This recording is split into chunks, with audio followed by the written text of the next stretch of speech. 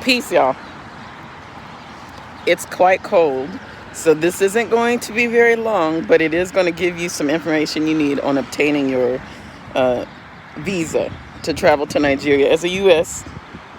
citizen. What I find interesting is when I look online, previous to this, and you all know that I do travel as well, people give information, but it's not very detailed and it's hard to follow, so then you don't know what's going on.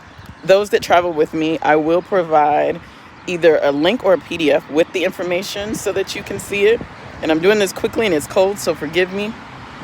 So then that way you'll have what you need. But let's look at it for those people that are traveling with a group or going to be initiated.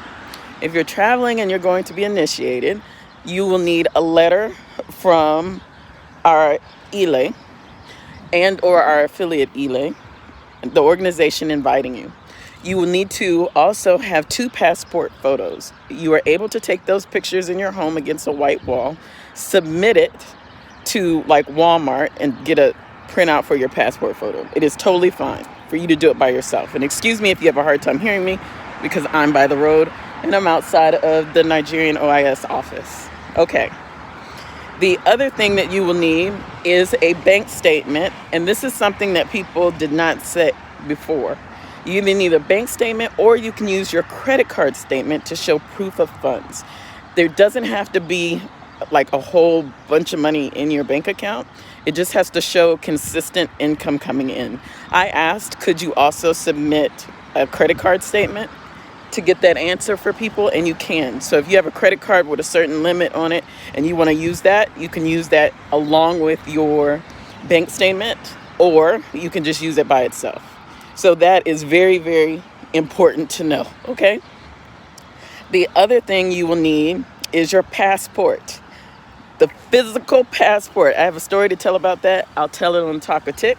But make sure you have your physical passport with you and make a copy of the passport. When we do the organizational letter will not only have the organization, but it will also have the president's or the person who is the chair or the head of the organization, a copy of their Nigerian passport. That is required in order for you to have your invitation letter to come. Now, online, when you go, they'll say you need to have a minimum of $500 in your bank account. So what I suggest that you do is you make sure that if you have credit card, et cetera, that you have a minimum of that, because you're trying to show that you have some sort of income to pay for food and things when you're there. There's leniency, excuse the loudness, with the $500 because you are coming as an invited guest. The other thing is, if you don't have your invitation letter in time, if we don't get it to you in time, then you are able to have the address of where you're staying, and typically our invitation letter will include that, the places that you'll visit, area you're staying. But if you book an Airbnb or you have a hotel or something, even if it's not for the full length of your trip, you still should print that out and have a copy of it to submit with your application.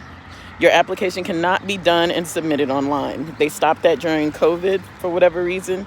The OIS office is a branch of the Nigerian Embassy. It's like a partnership that they do where they do all of their things that you're doing. So the second way to do it if you're not being invited is you still need to have all those things, but you still have to have your bank statement, credit card statement to show proof of some sort of income to take care of yourself.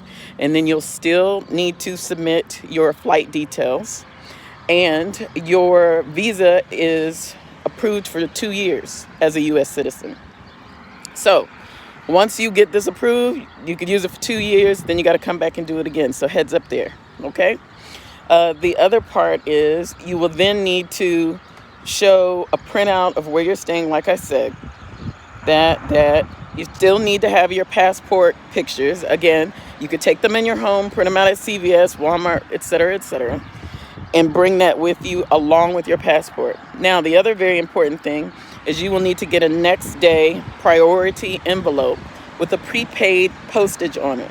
Now, what's weird is we know when we fill out the priority sheet, there's a sticker and then they need the address, et cetera. What they're going to do is they're going to adhere stamps to your envelope. Excuse the noise, y'all. I'm outside of the office now. So They'll adhere stamps to your envelope. That envelope you will turn in. When you're in the office, they're going to take your biometrics. They're going to scan your fingerprints in the system. So both hands, and they will take another picture of you as well. Excuse me, my phone is on low battery, so give me a second. Let me see if I can save it. Look at the scenery. Traffic. Y'all don't even want to know how long it took me to get to this joint today. But I experienced some people that flew in. One gentleman flew in from Texas. Bless his heart, he didn't know there was a Texas office. Another young lady flew in overnight, and she didn't have all of her documentation, and she's stressed out. So make sure you have everything in order. I had everything in a folder, and I came prepared with copies of everything, copies doubled just in case. They do take all of that. I didn't cut my pictures. I left them whole. I let the gentleman cut them. So make sure you do that. And even when I printed my pictures, they need two photos. I went ahead and did 6 because I wasn't playing no games. Only cost me a couple of dollars. And again, I took the picture myself against a white wall in my home. So make sure you do the same thing. If you have a stand, it works perfectly. If you can't, then you can definitely take your picture at CVS or go into Walmart or whatever and take your picture. Let me see if I can see any. I can't see questions very good on here because I'm on the phone. I'm trying to make sure I have everything for people. Again, if you're being invited, you'll have an invitation letter. There is no set amount. So that's something that's been going around on the internet. Is there a set amount? Do you need your shots to go, et cetera, et cetera? At no point am I asked for my yellow fever documentation. At no point was I asked for my COVID documentation. However, that does not mean that by the time you see this, people of the internet, that something didn't change or won't change.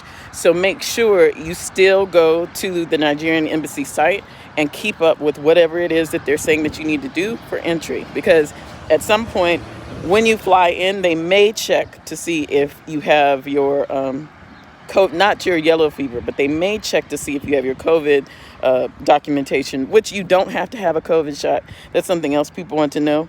You don't have to have a COVID shot in order to go to Nigeria at this moment. But please continue to check on that just in case that changes. Is there anything else that I can think of? Thanks, Jax. I saw that pop up. Oh, make your appointment online 90 days prior if possible. So you can pay for the application process. That's $160 right now. And that you can do online when you fill that out at the Nigerian Embassy website. So that's different. The OIS services, though, you can use a credit and or debit card in order to pay them here for their services, which I think was $40. And also, if you don't have an appointment to come here and you just show up, it's $80. So check the different OIS offices to see what their thing is. And excuse me, it's cold and it's windy. To see what it is, because each office may have a different fee when it comes to if you just show up. But on the outside of their door, they have that. I'm going to go take a picture of it so that I can put that information somewhere so that people can see it as it is right now.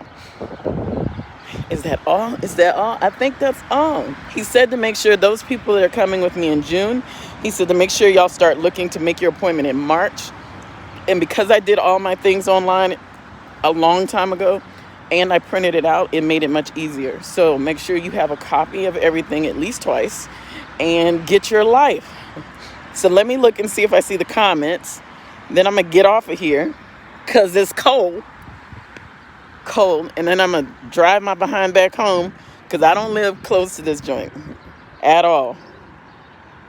Let me see. Chat messages. Thank you, Jax. See, I can see when she pops up. I can't see the rest. Save, highlight, look. Here we go. All right. All right, let's get it. I use the concierge service. Yeah, I wouldn't pay the extra money to use them. Honestly, it wasn't complicated. It wasn't hard to do. I would just definitely do it myself. Yeah, so this is what I suggest. When you pay for it, you have a receipt for, let's see, mine was done in October, for a year and a half. I would fill out the form now pay the 160, and then when it gets closer to when I'm about to travel, I would then go on and book my appointment. What's important about that, though, is the appointment link is different. So even when you fill it out on the Nigerian site and it says, oh, you're going to get an appointment when you check out, you don't. You don't get the appointment until you click on the OIS partner site, and then you type in the receipt from you paying the embassy, and then you can go to the calendar and select appointment. The other thing that you need to make sure you do is you select a visitor's visa, not a business one. A tourist visitor's visa is what you need. Okay? Let me see. So let me see if I could do all live chat messages are visible again. Okay. I'm looking. But yeah, I wouldn't pay the extra money for the people. And peace, everybody. And a bro boy boshashe agbo ato to you, Jax. All right, I think I'm going to do car conversations with Ia on the other app because it's cold and I need to get inside. But whatever you do, don't select business. Yep, that's right. So make sure you have everything that you need. It's a smooth process. It is not hard at all. So let me go do this car conversations to get my behind out this cold. Because my people, it's cold out in this joint. Hey, it's cold. Do you hear me? And look, and it's raining a little bit. And make sure y'all look for your office closest to you. Even when you select your appointment, it'll allow you to do so. And for those people in the Washington, D.C. area, here's the building and what it looks like. The number is 11900 on the building. Okay? It's on the first floor. You walk in, make an immediate right. All right. I will catch y'all later. I'll put more details in this thing some other time, and I'm going to go live on, the Taco Tick. So until next time, y'all. Peace.